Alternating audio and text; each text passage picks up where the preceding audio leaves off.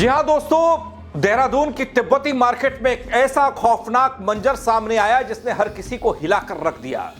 सड़क पर बिखरा खून से सना शव, पास में गिरे अनानास के टुकड़े और कुछ मिनटों के मोलभाव के बाद चल गई गोलियां।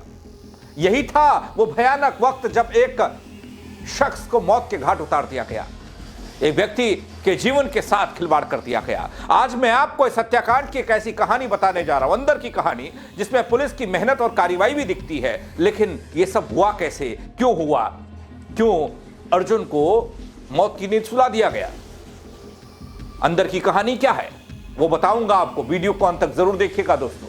नमस्कार, पहला मैं पंकज रौतेला, आप देख रहे हैं अपना उत्तराखंड न्यूज।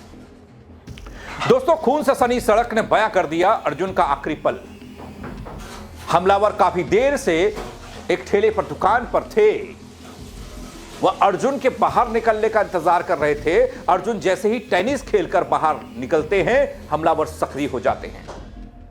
अर्जुन ने पहले अपनी कार में टेनिस किट रखी, उसके बाद वो फल लेने के लिए निकले। वे फल लेकर लौट रहे थे, तभी हमलावर आए और गोलियां मार दी। वीडियो अंत तक जरूर देखिएगा दोस्तों। यहां मैं आपको कुछ तस्वीरें दिखा नहीं पा रहा हूं, दिखा नहीं सकता हूं क्योंकि यूट्यूब ने हाथ बांध रखे हैं और कुछ तस्वीरें आपको विचलित भी कर सकती हैं। लेकिन देहरादून के अर्जुन हत्याकांड की पूरी कहानी को जरूर आपको बताऊंगा और सुनेंगे तो आप दंग रह जाएंगे। अर्जुन की हत्या तिब्बती मार्केट गेट नंबर 7 और 8 के बीच में हुई। घटनास्थल पर फोरेंसिक टीम के पहुंचने के बाद जांच पड़ताल शुरू हुई। जांच पूरी करने तक कटे हुए अनानास के टुकड़े खून से सने दिखाई दिए। अर्जुन को जब गोली मारी गई, उससे ठीक पहले ही उन्होंने अनानास खरीदे। ये घटना लगभग 10:30 बजे की घटना है कि एक व्यक्ति अर्जुन शर्मा नामक एक व्यक्ति थे, जिनको यहाँ पर अज्ञात हमलावरों ने उन पर हमला किया और उनको गोली लगी। इनको दून अस्पताल में ले जाया गया, जहाँ पर डॉक्टरों ने उन्हें मृत घोषित किया है। यहाँ पे कंसर्निंग यहाँ के जनपद प्रभारी एसएसपी ने यहाँ पे विज़िट किया है और हमारी एफएसएल की टीम भी यहाँ पे विज़िट करके चली गई हैं। हमने जितने भी एविडेंसेस हैं उसको हमने पिकअप कर लिया है और निश्चित तौर पे बहुत जल्दी हम इस घटना का हम खुलासा करेंगे और जो भी इसमें जिम्मेदार व्यक्ति या कोई हमलावर हैं उनके खिलाफ हम सख्त कानूनी कार्रवाई करके उनको जेल भेजेंगे और जो न्यायिक प्रक्रिया है उसका हम पालन करेंगे। दोस्तों, अर्जुन को अनानास बेचने वाले फल विक्रेता ने बताया कि फल खरीदते वक्त अर्जुन ने मोलभाव किया था। वो कह रहे थे कि सही दाम लगा लो, तुमसे रोज फल खरीदूंगा। अर्जुन हत्याकांड की कहानी बलिदानी कोटे से मिली उनके परिवार की गैस एजेंसी बता रही है। इस कहानी में कई और किरदार हैं दोस्तों, लेकिन केंद्र में डॉक्टर अजय खन्ना का नाम आ रहा है। बताया जा रहा है कि शहर के इस नामी डॉक्टर ने अर्जुन की मां के कहने पर एजेंसी को लोन चुकाया था। अब अर्जुन की मां इस एजेंसी को बेचना चाह रही थी। कहानी कुछ घर के क्लेश की, प्रॉपर्टी की है।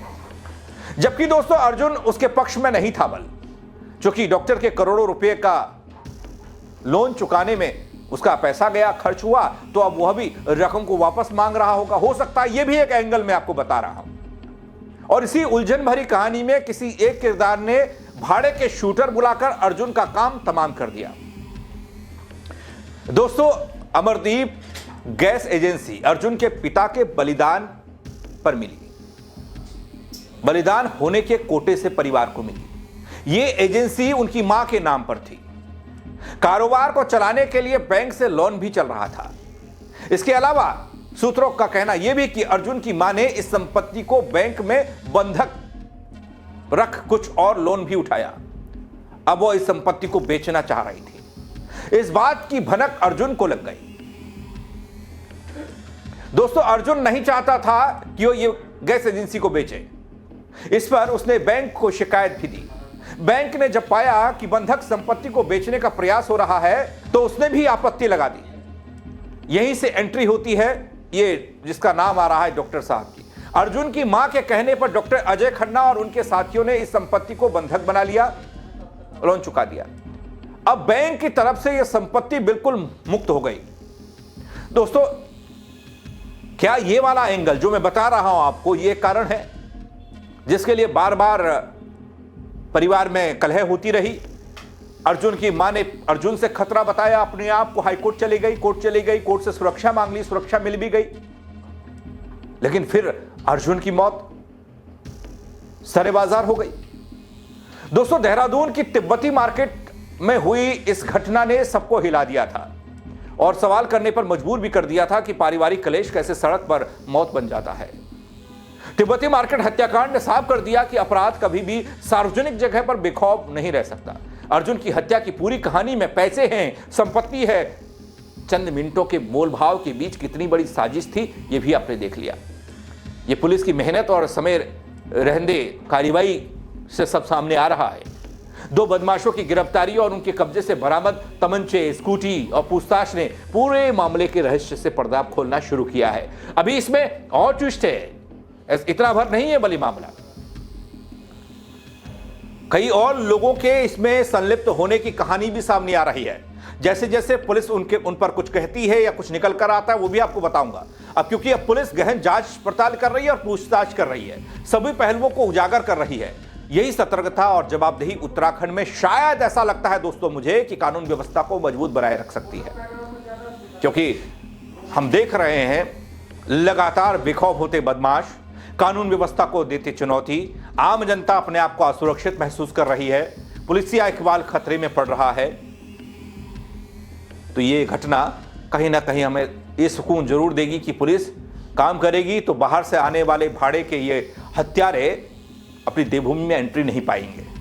दोस्तों, यहां मैं यही कहूंगा कि ऐसे मामलों में हमेशा पुलिस और प्रशासन का साथ देना चाहिए और अपने आप को सुरक्षित रखना चाहिए, सतर्क रहना चाहिए।